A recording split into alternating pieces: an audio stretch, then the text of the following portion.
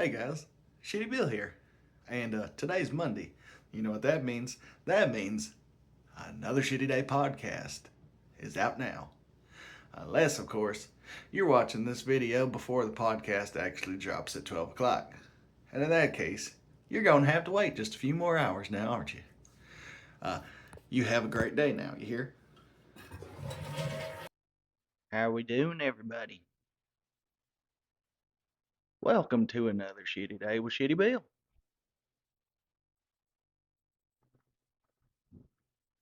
Let me grab my cell phone real quick. That way I can keep track of time so I don't go overboard. Give me just a second. All right. It is another beautiful Monday morning. It's probably not morning to most of you folks, but I just rolled out of bed. So, took me a little piss, wiped my face, I washed my hands, wiped my face, put my hat on, and I come out here to the new house. Hope everybody likes the new setup. I have a story for you guys today. And this one is one for the books, I tell you what.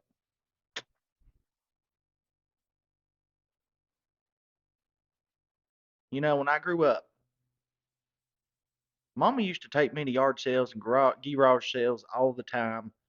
Um, and we would just make it a weekend trip. We'd go to one after another, spending dollar after dollar on a whole bunch of crap that somebody didn't want, throwing it away because one person's trash is another person's treasure. So, me and Mama don't do that no more. You know, she's got her new boyfriend and everything, and she just kind of don't have much to do with old Shitty Bill no more. So, uh, it was Saturday, and I woke up and I noticed that down yonder down the road, um, Mrs. Uh, Mrs. Mercantile, she was having a garage sale, and she is the trailer park's crazy cat lady. So, I took me a walk, a stroll down yonder, and I found the damnedest thing I had ever seen in my life.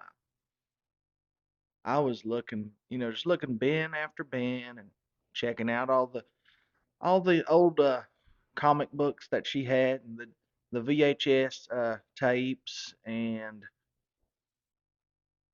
some old magazines and just a bunch of junk I didn't need. And that was until I come across something that almost changed my life. And I'm going to be very damn careful whenever I show you this, because with this comes great power.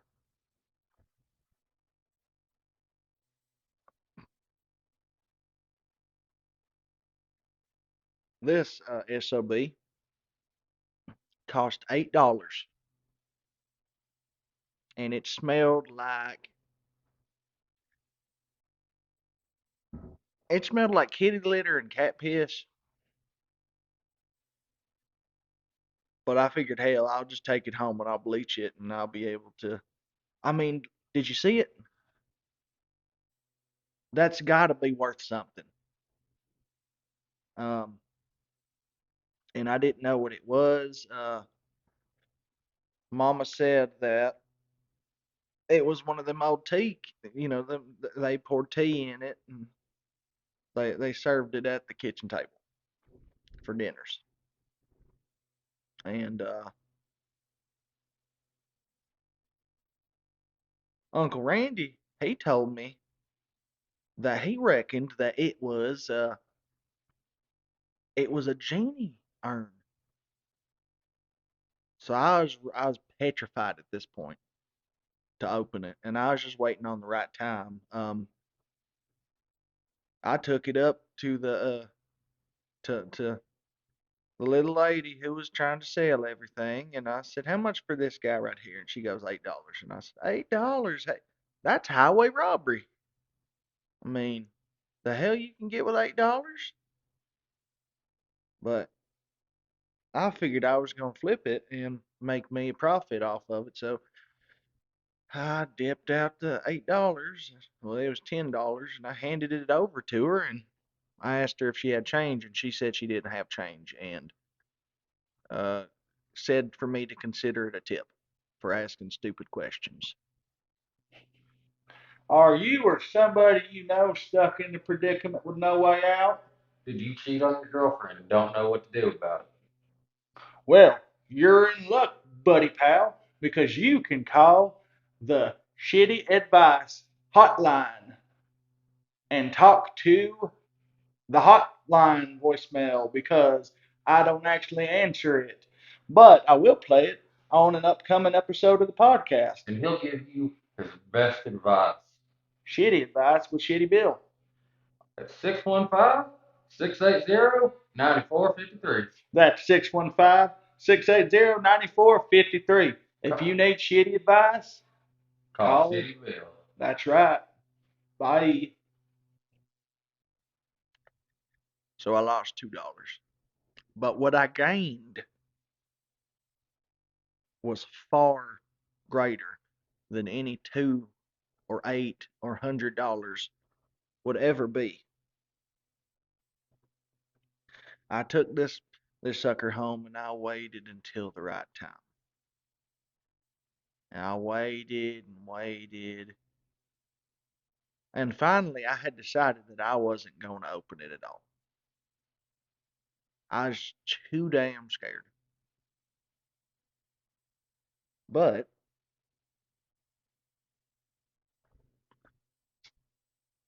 stuff happens, and I tripped over a beer can that I thrown in the floor, and it went kaput, and it opened up. And I'm not going to open it because I don't want. Uh, we'll get to that in a minute. Whenever this thing opened up, I saw a bunch of purple smoke and lightning, and the ground was shaking and rattling. And I thought that it was the end. I thought that I was finally going to meet my maker. Until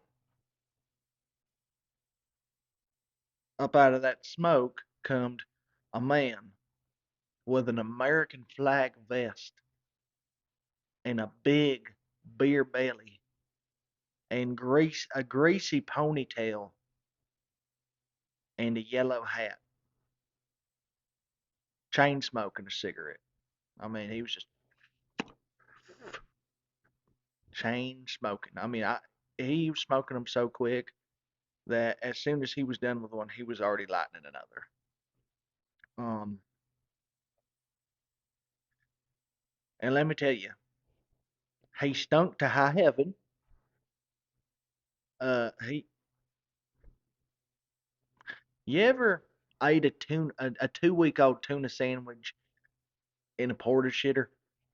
Well, that's exactly what he smelled like with just a touch of Mountain Dew and Marlboro Red, full flavor.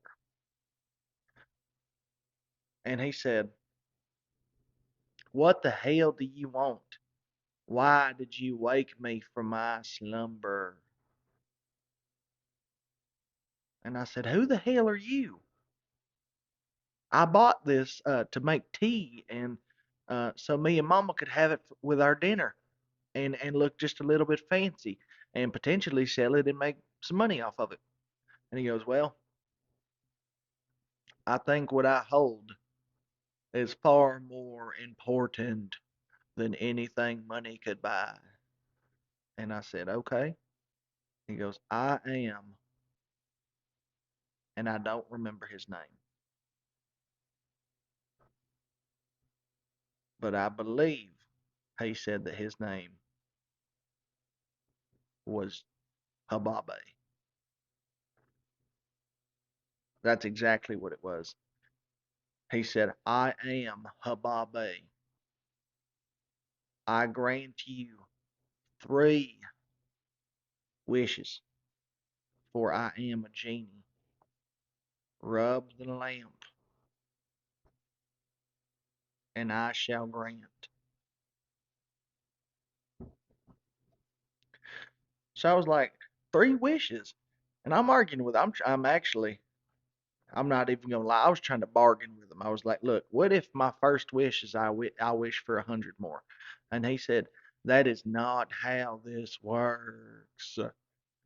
And Hababe was just really adamant that it was only 3 wishes. So I said, okay, I get 3 wishes? And he said, yeah, but you do not get to control when the wish is granted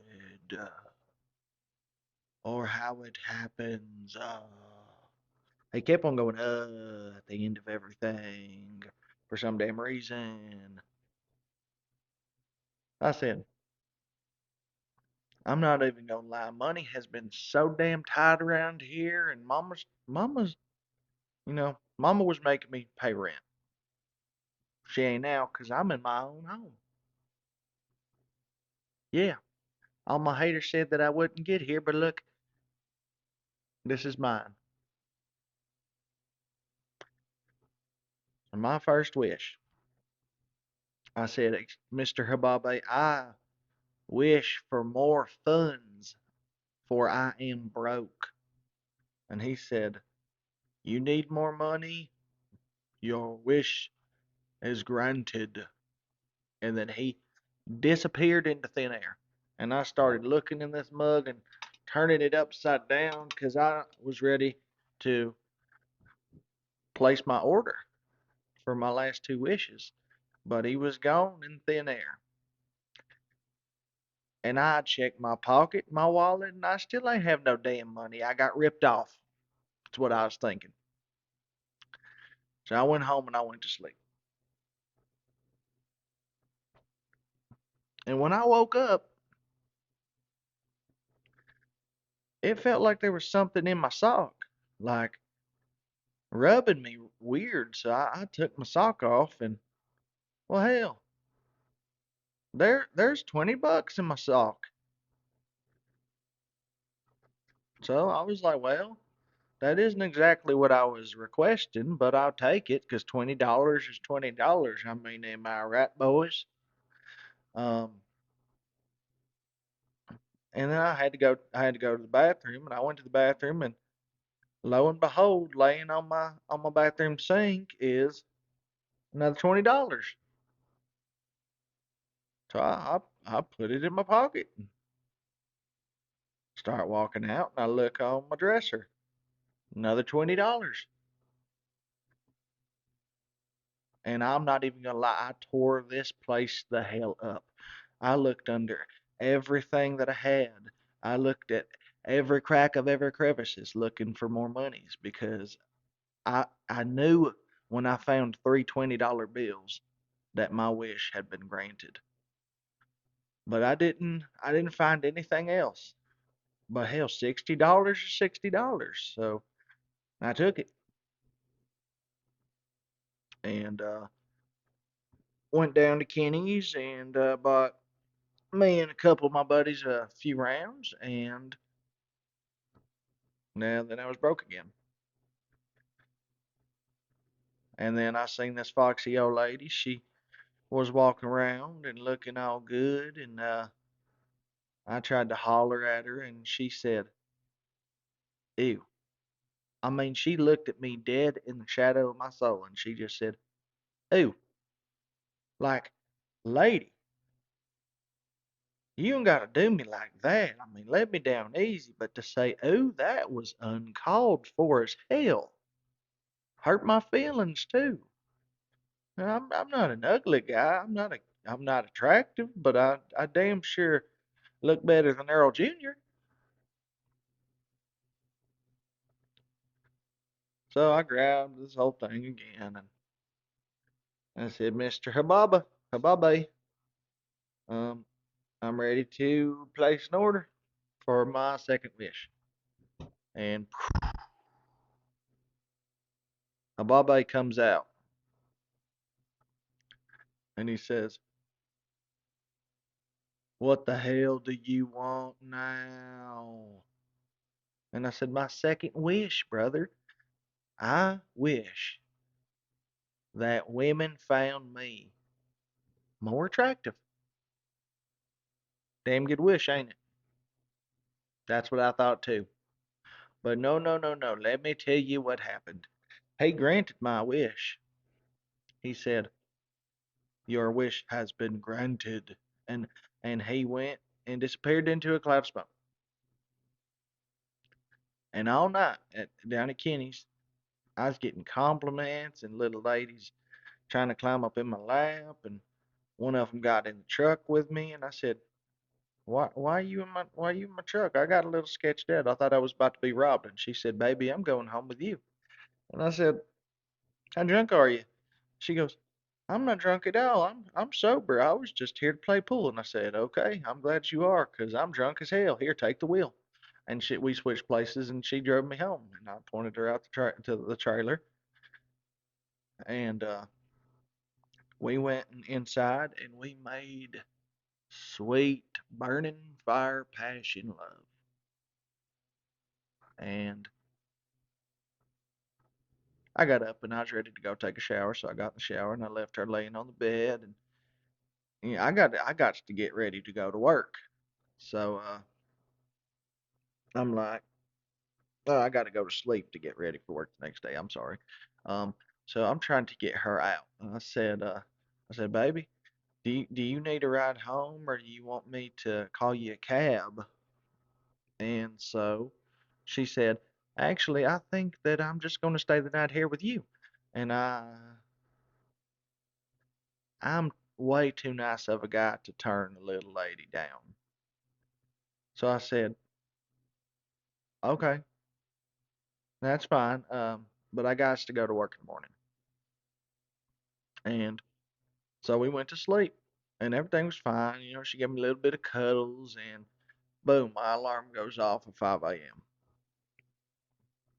And when I wake up, this lady has me breakfast cooked and sitting beside me on the bed. And I said, "This is for me?" And she said, "Yeah." I waited until you got good and asleep, and then I went down yonder to the store and grabbed what I could and brought it back so I could make you breakfast before you went to work."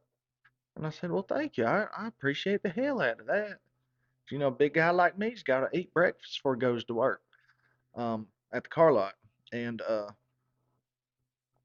so I said, "All right, now I guess I'll call you." And she said, "Well, what are we?" And I said, "What do you mean, what are we?" And she said, "Well, with love making like that, we've got to be something. We can't. This ain't just a one night stand now.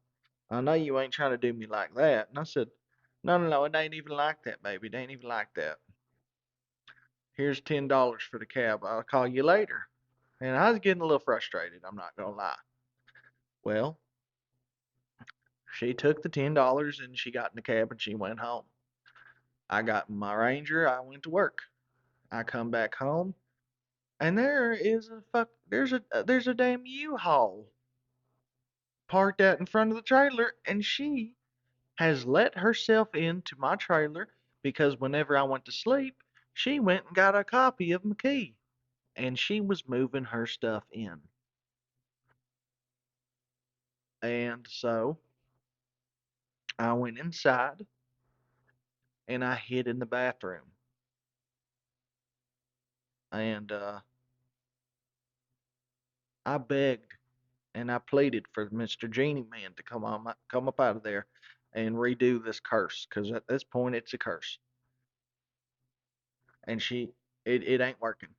So I call Earl Jr.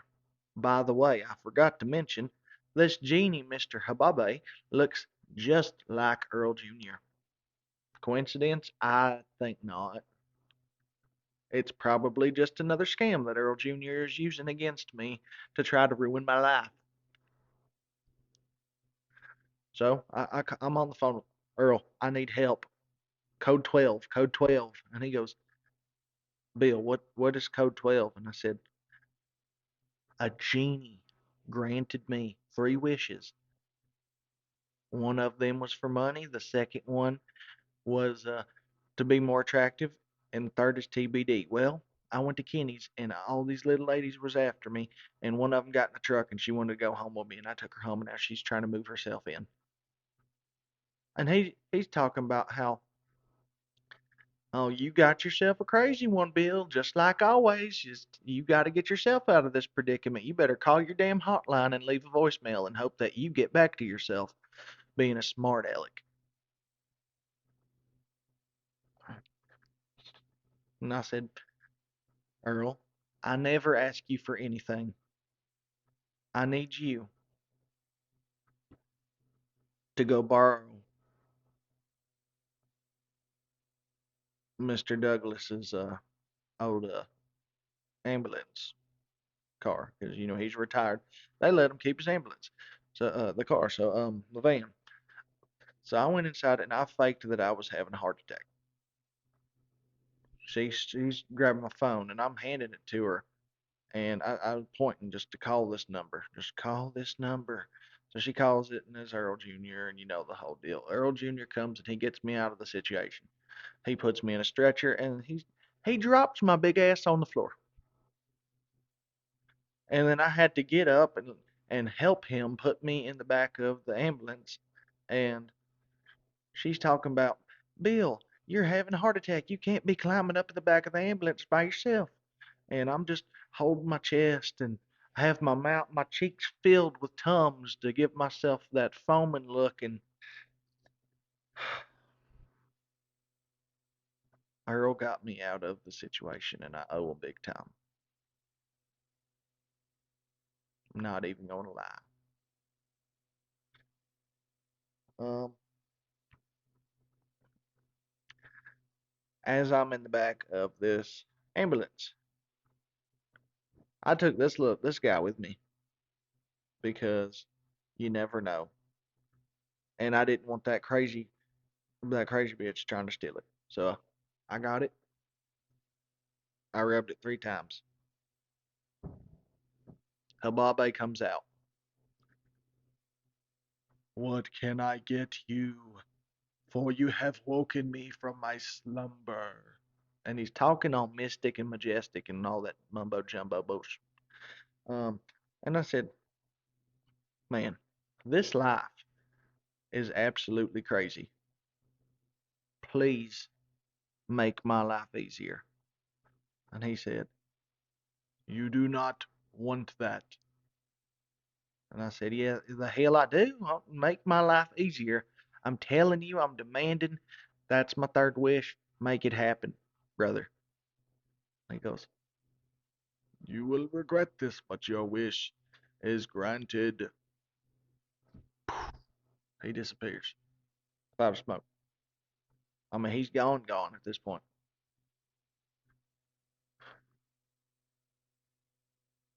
And then Earl Jr. is driving and he goes, I got her out for you. I told her that you had them bugs in your drawers and she didn't want no part of it and she took herself and she got out. No arguing. And then we went off to Kenny's. And I was feeling like a fight. Needed to throw some hands with somebody. So I got up in the stool and started singing and screaming and shooting my mouth off like always and just waiting on the bouncer boys to come get me. And well, get this. They just looked at me. So I start pointing at them and I'm trying to lure them in and I'm running my mouth until the sun goes down. I'm running my mouth. Sun comes up, I'm sorry. And these two big bald idiots just look at each other and they go after Earl Jr. for screaming and acting belligerent. and they start whooping his ass. And I tried to jump in the situation, and I grabbed old boy, and I swung, and he ducked, and I punched the other one, split his noggin. His nose was a gushing, and he looked at me, spit in the floor, and him and old boy just got up and left, clocked out and went home, just like that. So me and Earl Jr. was hungry, and they was getting ready to close the kitchen down. So we was like, we're gonna go to Waffle King. Sheila hook us up with something. Um, so we went, and we're sitting down, and we're getting our order together, and I look out yonder, and the cook is out there throwing hands with a police officer. Police officer's trying to take him to jail. So what did me and Earl Jr. do? We stand up, and we took our pants, and we pulled them down under our ass, and we stuck our cheeks to the window, and we full moon to the cops. And we knew that was it for us. We was getting into something. We was going to jail. But we knew ahead of time, so we was prepared for the ass whooping that was about to happen. Well, them boys come in, and they start laughing their asses off, talking about that is the funniest shit they seen all night, and they paid for our dinners. You believe that shit? I was so damn confused. That's two things in a row. Didn't get my ass beat by the bouncers. Didn't go to jail. Um, they paid for my food. Earl Jr. got that crazy bitch out of my house.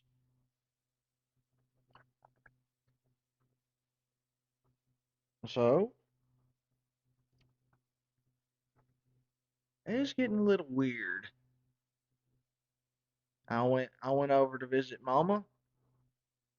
I needed some money for some beer, and but I didn't tell her that though. I said, "Hey, Mama, um, I'm running a little bit low on gas, and is there any way that you can loan me 30, 40 bucks?"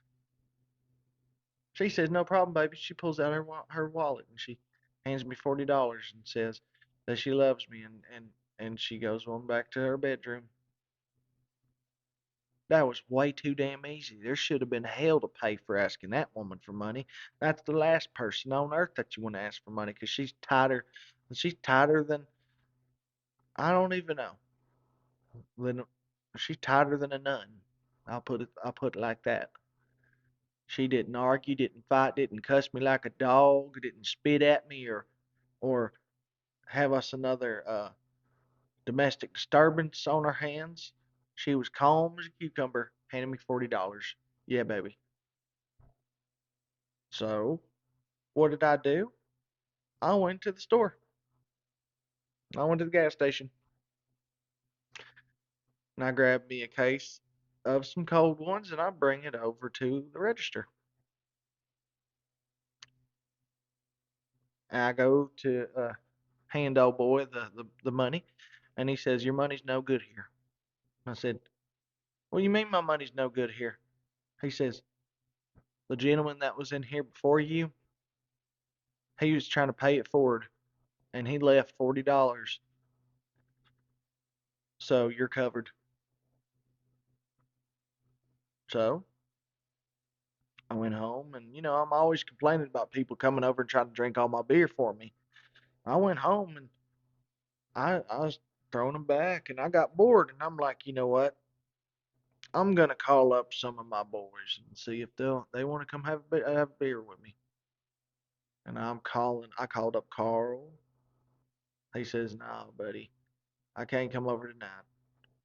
Um, I call up old Tucker Wayne, and he says that he's sober now, stone cold sober, and don't drink no more. It's blew my mind. I called up Earl Jr., and he said, "Bill, I appreciate the offer, buddy, but I'm picking up a shift down at the foundry. They hired me back, so I got to get back on it." And I said, "Okay, I respect the grind." And so I called up Papa and I said, "Papa, I got some cold beer. You wanna come? You wanna come down?" He said, "No, no, I'm just gonna stay here and watch the Gentry Hospital and maybe take a nap or something, eat me some tuna." And I said, "Okay, you missing out. That man, he loves a free beer. He never turns down a free beer." And I got so damn bored. I was losing my mind. I mean, at this point, I was begging and pleading and rubbing the genie urn lamp thing, and nothing's happening. He's gone. He's not coming back. I'm cursed for life. No more chaos. Well, he eventually showed up, and I begged old boy Adobay to reverse the decision and to let's just cut ties now. I don't want life to be this damn easy no more. He said, "I can't do that. That was your last wish. That's three. It's on you now, buddy boy." He disappears. And life was just so damn hectic for the next few weeks until he finally come back and he told me that he realizes that this kind of life was just not for me no more. And he reversed the curse and he went back into the genie lamp and now he's gone. He's gone for good, boys. And I put this old sucker up on the marketplace, trying to get somebody to come buy it and give it a new home. And somebody said that after they get off work, they was gonna swing by and get it. So I reckon on to the next one now.